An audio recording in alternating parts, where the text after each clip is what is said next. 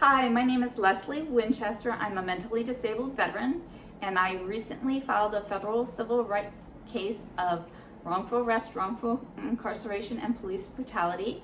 The case number is 2:22-CV-05373-JGB-MAR. In this case, I wanted to ask for American Disability Act of 1990 Title II help, where mentally disabled people are supposed to get fair access to the court with the court appointing an attorney. However, in federal court, I believe it falls under the 14th Amendment, where disabled people are supposed to be given the enabling and support that they need to have access to the court. On this very day, by U.S. mail, I received that federal Judge Jesus Bernal dismissed the case.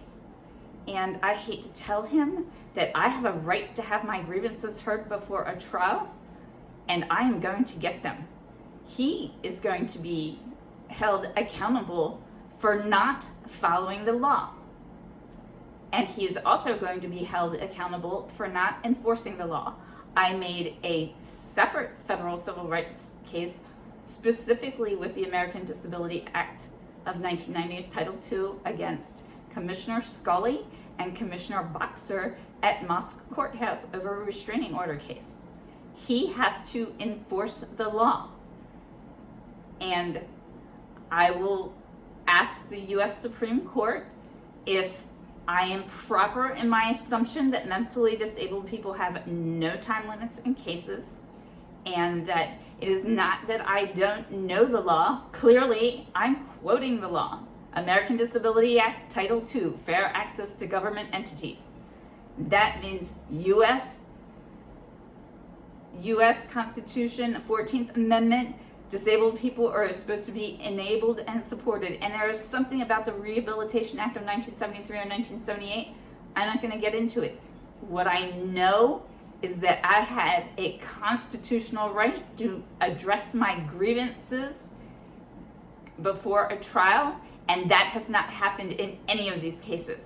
And a restraining order case doesn't even have a jury, which I believe is wrong. All court hearings should have, including family law, should have juries. There should be a box on there for us to request one. But I'm digressing. My point here is that I wrote my Congressman Jimmy Gomez. I want him to impeach federal Judge Jesus Bernal for not enforcing or abiding by the 14th Amendment. He cannot sit on the bench. He's going to find out what it's like to be jobless. Maybe he'll feel depressed when he cannot earn any money because he's disbarred.